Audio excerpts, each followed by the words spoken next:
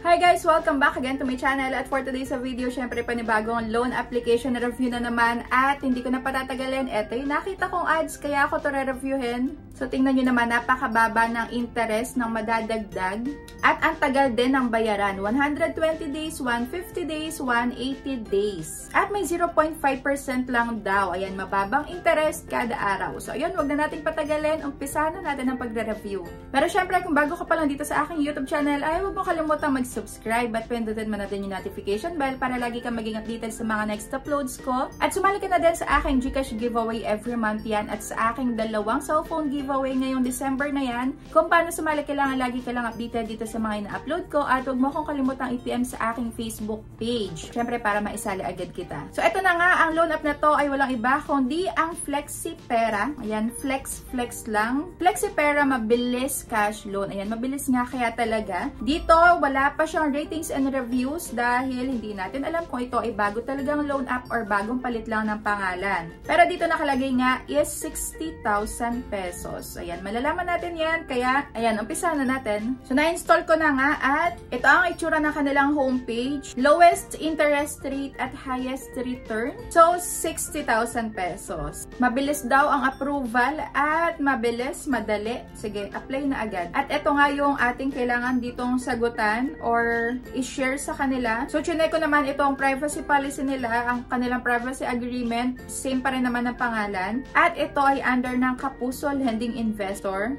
Kapuso. At itong loan process nga is hindi ko na nga sa inyo iisa-isahin dahil the same lang siya ng mga nasagutan na natin dati. So, out of 60,000 pesos, ako ay naaprubahan sa may 2,000 pesos. Hindi natin sure dahil baka madagdagan pa to. So, itong 2,000 pesos nakalagay dito ay 7 days lang. So, ayun. Pinakita na agad sa atin. Short term lang to. Hindi totoo na magi-start yung loan term sa may 150 days or gaya na nandun nga sa kanilang ino-offer online. At nadagdagan na nga. So, ito yung sinasabi ko nga sa inyo.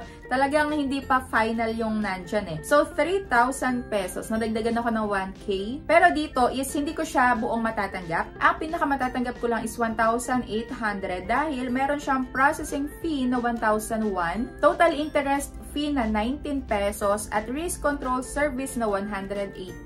Kaya ayun, honor before 7 days, kailangan mabayaran ko na yung 3,000 pesos talaga. So kung naghahanap kayo dito ng buo na ma-applyan is hindi ito para sa inyo. At dito sa may kanilang authentication is medyo mahigpit sila, hindi nila tinutuloy pagka malabo ang kuha. At ayun, kagaya lang din sa dati, kung ikaw ay student man, unemployed, or housewife, kailangan mo pa rin i-provide yung company name, company address, ayan, kailan kayo sumasahod, detailed address nung inyong company. So, ayan, kailangan mo pa rin yung i-provide. At ito na naman yung nakita ko, more than 5 years. Ayan, kagaya din ng dati. Kapag ito talaga yung nakita ko ay wala na. Ayan, mawawala na ako ng pag-asa na hindi na naman to talaga makakatulong. At marami sila ditong hinihingi na contact references. So, 5. Lagi nyo lang ililimit yung nasa may phone book nyo na 5 lang. Para kung magtatry pa nga kayo sa may ibang loan app is yun lang yung ma-access nila in case. At lagi nyo ilagay yung family members nyo lang. Ayan, yung close relatives nyo and yung matatalik nyo kaibigan lang. So, yan, hindi ko na ito ipinagpatuloy. Nag-account cancellation na lang ako. Dahil itong si FlexiPera is hindi ko maire-recommend sa inyo dahil ang laki nung makakaltas doon sa may pinaka-loan amount nyo.